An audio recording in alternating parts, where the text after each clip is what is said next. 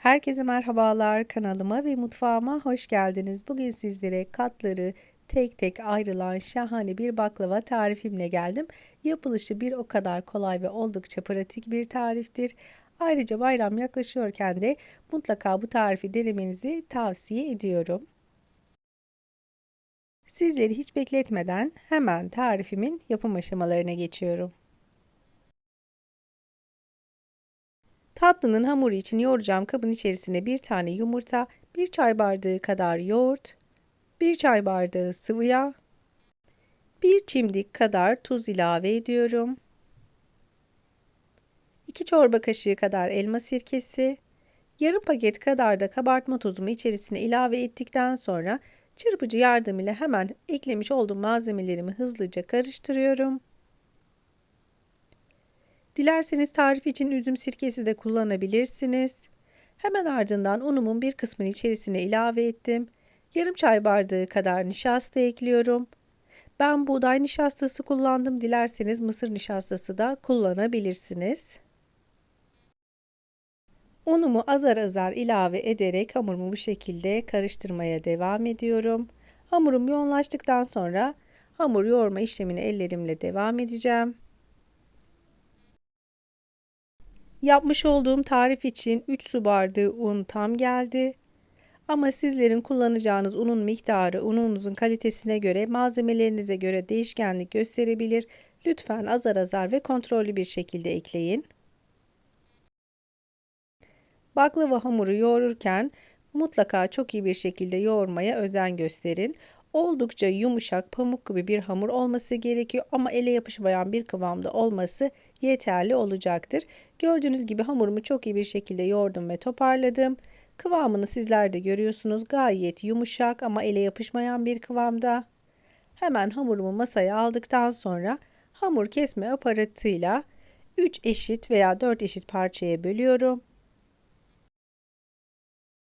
Bölmüş olduğum parçaları da gördüğünüz gibi dörderli beşerli olacak şekilde toplamda 20 eşit beze haline getireceğim.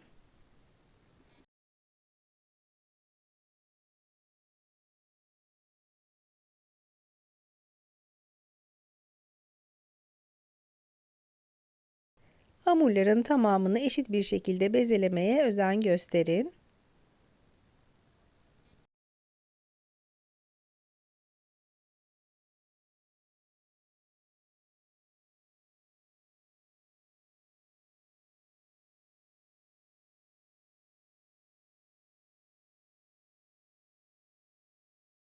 Baklava hamurun tamamını bezeledikten sonra hemen üzerini streçle örtüyorum.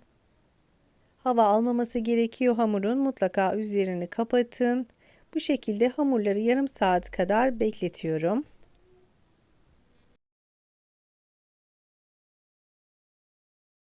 Yarım saatin sonunda bezelemiş olduğum hamurları teker teker nişastayla tatlı tabağı büyüklüğünde merdane yardımıyla açmaya başlıyorum. Hamurlarımı açarken beni tam olarak buraya kadar izleyen siz değerli takipçilerimden her zaman olduğu gibi yoruma kalp olur, emoji olur veya tarifim hakkında herhangi bir fikriniz varsa bunu benimle yorumlar kısmına yazarak paylaşabilirsiniz. Ayrıca tarifim için kullanmış olduğum tüm malzemeleri videomun altındaki açıklamalar kısmına ölçüleri ve miktarları ile birlikte ekleyeceğim. Dilerseniz oradan bakarak da tarifimi güvenle deneyebilirsiniz.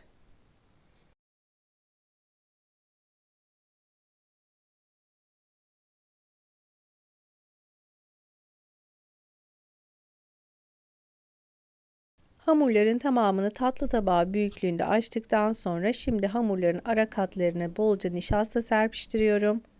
Tamamını bu şekilde üst üste dizerek baklava hamurunu bu şekilde hazırlıyorum.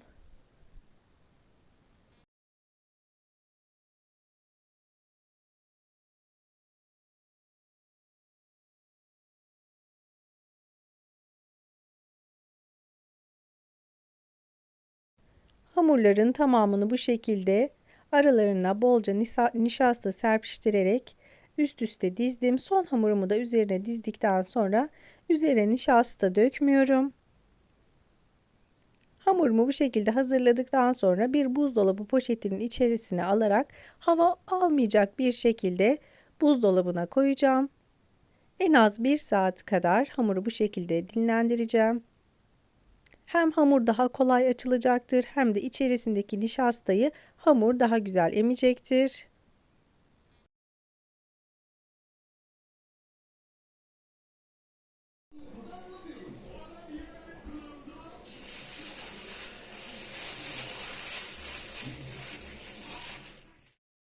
Bir saatin sonunda hamurumu buzdolabından aldım. Merdane ile hamurumu yavaş yavaş büyüterek açmaya devam ediyorum. Hamuru altlı üstü olacak şekilde çevirebilirsiniz.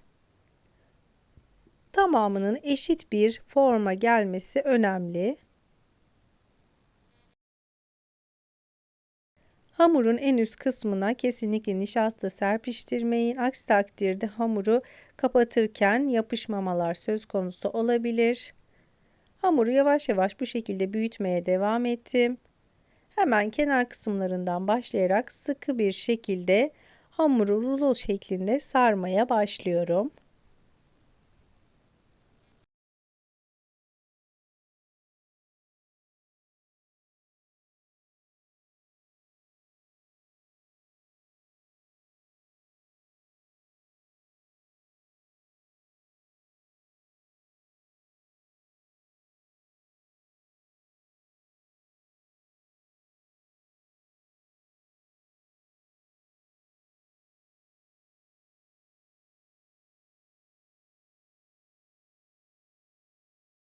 Hamuru rulo şekline getirdikten sonra keskin bir bıçakla hamuru bir parmak kalınlığında olacak şekilde parçalara ayırıyorum.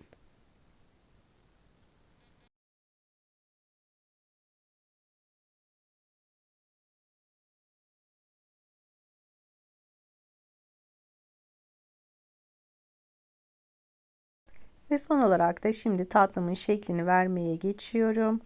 Hamuru yeteri kadar merdane ile büyüttükten sonra içerisine bolca ceviz ilave ediyorum. Dilerseniz fındık, fıstık olarak da kullanabilirsiniz. Şeklini bu şekilde verdikten sonra hemen uygun bir borcamın içerisine alıyorum. Gerçekten yapılışı inanılmaz derecede kolay ve oldukça zevkle yapılabilecek bir tatlı tarifidir. Oklava kullanmayı gerektirmeyen gerçekten çok pratik, oldukça da lezzetli.